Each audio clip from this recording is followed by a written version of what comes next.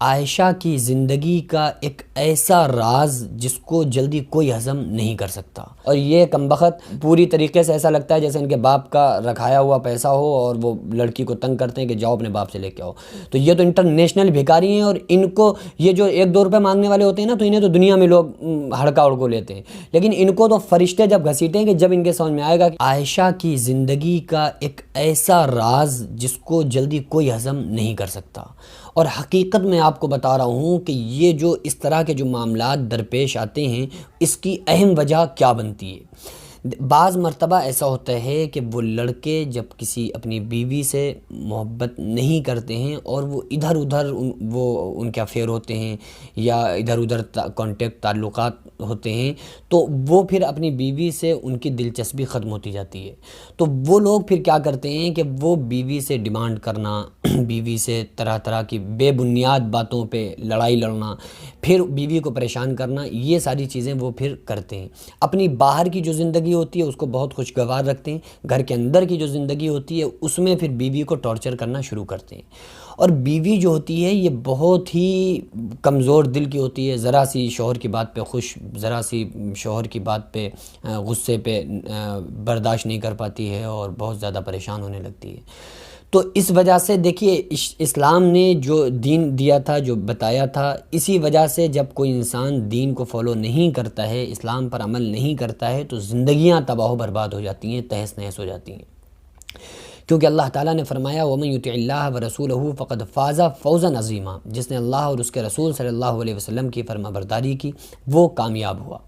جہیز کے بارے میں آقا علیہ السلام نے اسی وجہ سے جو پوری شریعت کا آپ نچوڑ دیکھیں گے تو وہ یہی آپ کو ملے گا کہ لڑکی کی طرف کسی قسم کا شادی میں کوئی خرچ نہیں ہے،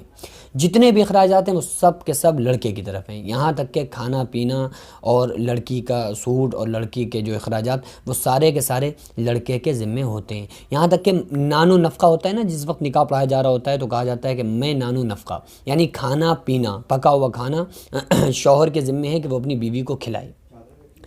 اب یہ ایک جہیز کی ایک لعنت ایسی عوام میں چلی ہے کہ جس کی وجہ سے گھر کے پورے کے گھر تباہ و برباد ہو رہے ہیں، پوری کی پوری زندگیاں اجڑ رہی ہیں۔ اور جو لڑکی کا باپ ہوتا ہے نا، وہ اپنی بیٹی کو ترس کھا کھا کے جہیز دیتا ہے۔ اسے معلوم ہوتا ہے کہ ہمیں معلوم ہے کہ ہمارا داماد ساری زندگی گرم پانی پیے گا، چلو اس کو فریج دے دی جائے۔ اسے معلوم ہوتا ہے کہ ہمارا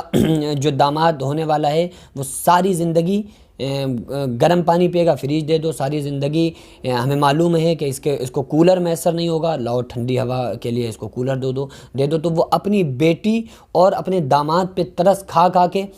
لوگ جہیز دیتے ہیں، یا پھر اس وجہ سے جہیز دیتے ہیں کہ بھائی لوگ دیکھیں گے تو کیا کہیں گے کہ دیکھو بیٹی کو کچھ نہیں دیا۔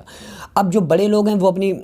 بیٹیوں کو دیتے ہیں، غریب طبقہ مرتا ہے کہ بھائی اب ہم کیسے دیں، نہیں دے رہے ہیں تو لڑکا دوستوں سے لڑائی ہوگی کہ بھائی تجھے کیا ملا، مجھے تو اپاچے ملی اور مجھے تو بلٹ ملی، تجھے کون سی گاڑی ملی۔ تو اسی وجہ سے اسلام نے، شریعت نے اس کی کھل کر مذمت کی کہ بھائی یہ چیزیں اسلام میں نہیں ہیں، جتنے اخراجات ہونا چاہیے وہ لڑکے کی طرف ہونا چاہیے، لڑکی کی طرف کوئی خرچہ نہیں ہونا چاہیے، لڑکے کو لڑکی کو ہی اصل جہیز سمجھ کے اس کے ساتھ رہ کے خوشگوار زندگی گزارنا چاہیے۔ اور جب انسان حرص و لالچ میں آتا ہے تو اس کی زندگیاں تہس نہس ہوتی ہیں۔ میرے والد صاحب ایک قصہ بتاتے ہیں کہ لالچ اتنی بری چیز ہے کہ جب مچھلی ذرا سا لالچ کرتی ہے نا اپنا پیٹ بھرنے کے چکر میں، تو مچھیارا جیسے ہی وہ کانٹا ڈالتا ہے تو وہ مچھلی اس کو کھانے کے لیے اس کے آگے بڑھتی ہے، تو جیسے ہی وہ اس کو منہ میں لیتی ہے تو اس کے بعد ذرا سا اس نے لالچ کیا تو پہلے وہ کڑیا میں پھنسی، اس کے بعد مچھیارے نے اسے نکالا، پھر اس کو پٹخی مارا، پھر گھر لے کے آیا، پھر اس کے بعد اس کو چیڑا پھاڑا، اس کو پھر دھو کے اس کو پھر بنایا، پھر اس کے بعد ہنڈیا میں آئی، پھر اس کے بعد پریا میں آئی، اس کے بعد انسان جو کھانے والا ہوتا ہے اس کے 5 انگلیوں کے بیچ میں آتی ہے، پھر اس کے بعد وہ حلق میں جاتی ہے، پھر 32 دانتوں سے اس کی کٹائی ہوتی ہے، اس کے بعد پھر اسے تھوکا جاتا ہے، پھر اس کے بعد گھورے پر اسے تھوک دیا جاتا ہے۔ تو اس نے کیا کیا تھا؟ صرف ایک ذرا سا لالچ کیا تھا۔ تو لالچ اتنی بری چیز ہوتی ہے، تو لالچ اگر ہم اپنی زندگیوں میں لائیں گے تو ہماری بھی زندگیاں نیست و نابود اور تہس نہس ہوں گی۔ تو اسی وجہ سے ہم سارے لوگوں کو شریعت کو فالو کرنا چاہیے۔ ہو سکتا ہے کہ جب کوئی بھی لڑکا کسی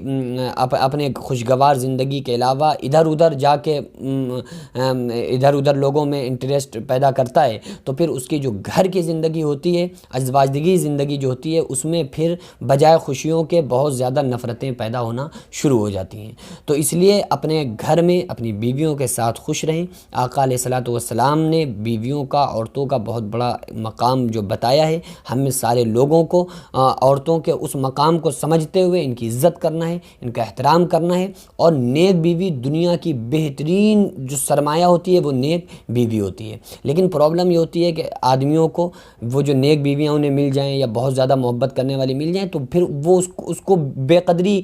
بڑا بے قدر سمجھنے لگتے ہیں کہ یار یہ ہر وقت ہم سے چپکی رہتی ہے، ہر وقت ہم سے باتیں کیا کرتی رہتی ہے اور ہر وقت ہمارے آس پاس رہتی ہے۔ تو وہ الٹا ہو گیا ہے، بجائے اس کے کہ شوہر کو اور زیادہ محبت ہو کہ دیکھو ہماری بیوی ہم سے کتنا محبت کرتی ہے، اور الٹا ہو رہا ہے کہ بھئی یہ تو ہم ہر وقت ہمارے آگے پیچھے گھوما کرتی ہے۔ تو خدا را ان باتوں کو سمجھیں اور بیویوں کو رسپیکٹ دیں، ان کی عزت کریں، ان کا احترام کریں۔ آپ ایسا نہ ہو کہ آپ کی باہر کی زندگی تو بہت اچھی چل رہی ہے اور گھر کے اندر کی زندگی بہت خراب ہو۔ تو اس لیے میری بہت سارے لوگوں سے عاجزانہ درخواست ہے کہ اپنے گھر کے معاشرے کو سمجھیں اور اپنے گھر کے معاشرے میں خوش رہیں۔ کسی بھی قسم کا اگر کوئی انسان بیوی کے اوپر زور زبردستی جہیز کو لے کر کرتا ہے، سخت گناہ گار ہوگا۔ اور ایک نمبر کا بھکاری، جو کہ غلیظ بھکاری، جو انٹرنیشنل فقیر ہیں، یہ جہیز جو مانگنے والے لوگ ہیں، یہ بالکل انہی فقیروں کی طرح ہیں کہ وہ تو 1-2 روپے بیچارہ ریکویسٹ کر کے مانگتا ہے، اور یہ کمبخت ایسے پوری طریقے سے ایسا لگتا ہے جیسے ان کے باپ کا رکھایا ہوا پیسہ ہو اور وہ لڑکی کو تنگ کرتے ہیں کہ جاؤ اپنے باپ سے لے کے آؤ۔ تو یہ تو انٹرنیشنل بھکاری ہیں، اور ان کو یہ جو 1-2 روپے مانگنے والے ہوتے ہیں نا، تو انہیں تو دنیا میں لوگ ہڑکا اڑکو لیتے ہیں، لیکن ان کو تو فرشتے جب گھسیٹیں گے، جب ان کے سمجھ میں آئے گا کہ ان کے جو بھکاری پن تھا یہ قیامت کے دن ان کا نکلے گا۔ اس لیے یہ بھکاریت ختم کر کے عورتوں کو تنگ کرنا بند کریں، عورتوں کی رسپیکٹ کریں، عورتوں کی عزت کریں۔ عورت کے جو آپ کی بیوی کے جو والدین ہیں وہ آپ کے والدین ہیں، آپ ان کی عزت احترام کریں، کیونکہ شریعت نے لڑکی کے باپ کو آپ کا باپ بتایا ہے کہ آپ کا وہ آپ کا بھی باپ ہے۔ آپ کا جس طریقے سے آپ اپنے والد کی رسپیکٹ عزت کرتے ہیں، احترام کرتے ہیں، اسی طریقے سے لڑکی کے باپ کی بھی آپ عزت احترام کریں۔ یہ اسلام نے بتایا ہے، ہم سارے لوگوں کو اسلام کو فالو کرنا ہے۔ دنیا والے کیا کہیں گے اس بات کی ہمیں ذرہ برابر فکر نہیں کرنا ہے۔ دعا کریں اللہ تبارک و تعالی ہم تمام لوگوں کو پیارے آقا صلی اللہ علیہ وسلم کی شریعت مطہرہ پر عمل کرنے کی توفیق عطا فرمائے۔ وما علینا الا البلاغ۔ السلام علیکم ورحمۃ اللہ وبرکاتہ۔